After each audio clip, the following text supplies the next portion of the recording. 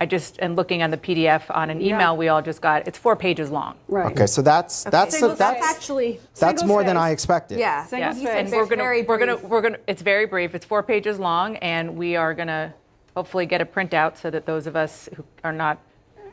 Well, yeah, it's lengthy here from what I can see. Well, and the first page, as we expected, lays out all of the resources that were utilized throughout the course of the investigation, how many prosecutors there were, how many subpoenas. The special counsel issued more than 2,800 subpoenas. It says executed nearly 500 search warrants. You know, go ahead. Good. I just went down to the third page. Forgive all of us because we're obviously getting this and reading it live, but this is important because. Let me just read this Jerry Nadler. This is more of Jerry Nadler's tweets. The special counsel states that while this report does not conclude that the president committed a crime, it also does not exonerate him. That's a potentially very significant statement from the chairman of the House Judiciary Committee. All of us are beginning to just go through this 4-page letter that Bill Barr, the Attorney General, has now sent to the U.S. Congress with details on the so-called principal conclusions that the special counsel Robert Mueller has provided, and all of you are going through the actual letter. Evan Perez is going through the letter, our justice correspondent as well. Evan, give us some of the nuggets, some of the significant moments that you're getting from this letter. Right. Well, I think the most important part of this letter right now is the part that says the special counsel did not find that any U.S. person or Trump campaign official or associate conspired or knowingly coordinated with the IRA. This is the Russian troll farm. This is the Russian interference effort.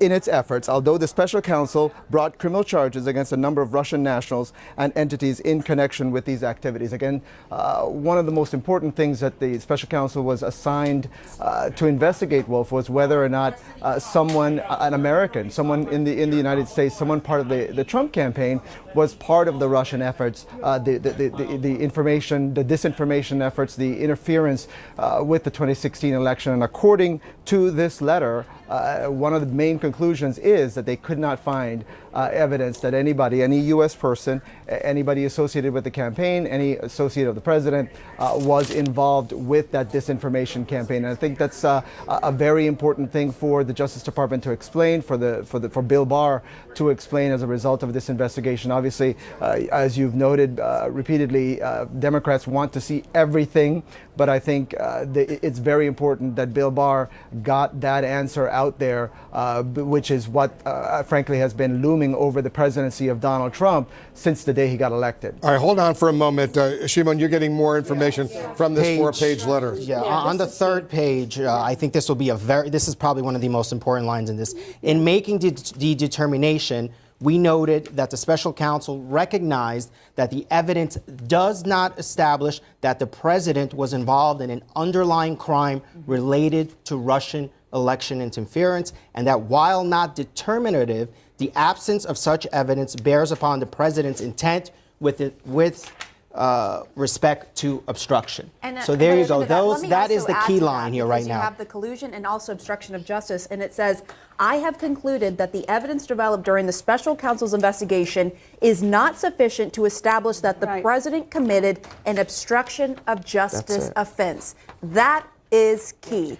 The president was, this was what all the questions surrounded the president. Did he obstruct justice? They just cleared him. But it also says, and it quotes the special counsel saying that, quote, while this report does not conclude that the president committed a crime, it also does not exonerate him.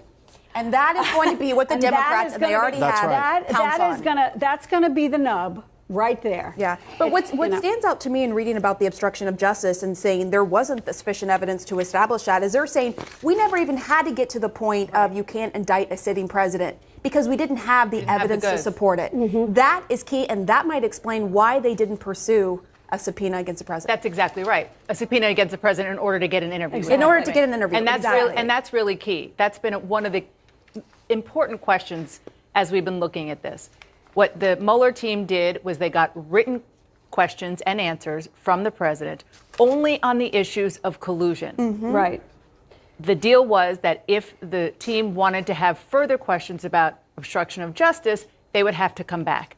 They sort of half-heartedly did come back, got a no, and then decided not to proceed with what they knew would be a court fight. And this is perhaps why. I just want to go back to the notion of obstruction of justice. Yes, this makes clear in these findings that they didn't see a case, for obstruction of justice. But then if you kind of go down further, it also says that to obtain and sustain an obstruction conviction, the government would need to prove beyond a reasonable doubt that a person acting with corrupt intent engaged in obstructive conduct with a sufficient nexus to a pending or contemplated proceeding. Meaning, it's not that they didn't necessarily have all of the goods, they couldn't prove it without a reasonable doubt. They needed, but and another important point. The president has just been exonerated. I mean, can we just take a step back and focus on the fact that this is a nearly 2-year investigation that has swirled around the president since day one of his presidency, and he has just been exonerated. And it's very important to remember, and this is an important line in this letter, that the determination basically saying they didn't have enough evidence to go ahead and charge the president of the United States with either obstruction or collusion or anything along those lines. Our determination was made without regard to and is not based on the constitutional considerations that surround the indictment and criminal prosecution of a sitting president. To clarify something, it does say that they cannot conclude he committed a crime. It does not exonerate him, but for the president's purposes and for his team's purposes, he's been exonerated. I just want to clarify that. That's a very important point. And the line that you just read, Wolf, is also important, because what Mueller is saying here is that I didn't decide not to indict because of the DOJ guidelines against indicting a sitting president. Yeah. He said it was not based on constitutional considerations, but the case itself. He couldn't prove it beyond a reasonable doubt. Exactly. As a result, there were no formal charges. And it wasn't, as this letter says, the result of the longtime Justice Department guidelines that you can't indict a sitting president. And we should note that while we're reading over all of this, on Friday, when Bill Barr put out that letter saying he was going to deliver the key findings from Mueller's report to Congress as soon as this weekend, the White House was shocked by that. They were not expecting all of this to happen so quickly, and they thought it was going to be a two-sentence statement, and then after that is when they were going to get more information, possibly weeks later after they noted that investigation had ended. So all of this is going to be a surprise to the White House, and we should note that as of this morning around 10 a.m., they still had not received this report or been briefed on the key findings from Mueller's report. Can I just go back and read this key line? Evan mentioned some of it, but this is really crucial to Pamela's point earlier. As noted above, the special counsel did not find any U.S. person or Trump campaign official or associate conspired or knowingly coordinated with the IRA, meaning the Russians, in its efforts, though the special counsel brought criminal charges against a number of Russian nationals. So the Russians obviously actively tried to impede the 2016 election. The Mueller team indicted many of them, but not collude. And it is important. And it is, in fairness, what the president has been saying, that there was I know collusion is not a legal term, but this is the special counsel, in the words of the president's attorney general, backing up the president. And that is no small thing. This is where the White House and the president, and I think attorneys if his attorney should be happy, anyone who would be representing, if he was just a regular client, would be so thrilled with this report right now. This is a win for this president who, for now 2 years, has essentially been screaming there was no Russia collusion. He is backed up by Mueller. He's backed up. This line, again, that I find, and it's in quotes here, the evidence does not establish that the president was involved in an underlying crime related to Russian election interference. And you're saying he's backed up? They make it pretty clear what he's backed up by in here. It says the special counsel issued more than 2,800 subpoenas, executed nearly 500 search warrants, 230 orders for communication records, and almost 50 orders for authorizing the use of pen registers, 13 requests to foreign governments for evidence, and interviewed approximately 500 witnesses. So not only does he have the conclusion of this summary, he has all of that to back it up and point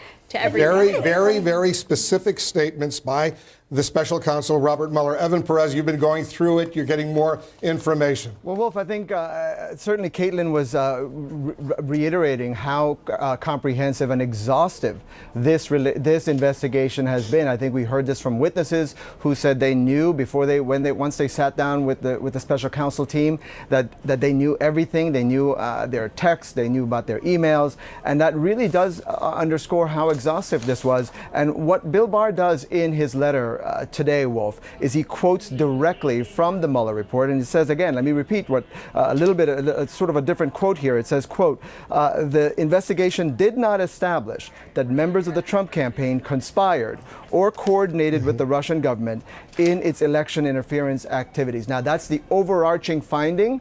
I think that's an important sentence, and Bill Barr decides that he's going to quote directly from the Mueller report. What he goes on to say in this letter, Wolf, is that they're going to pore over the rest of the Mueller report and then decide how much of this they can provide access to for members of Congress who obviously are clamoring for more, for the public that wants to see more of what exactly was found here.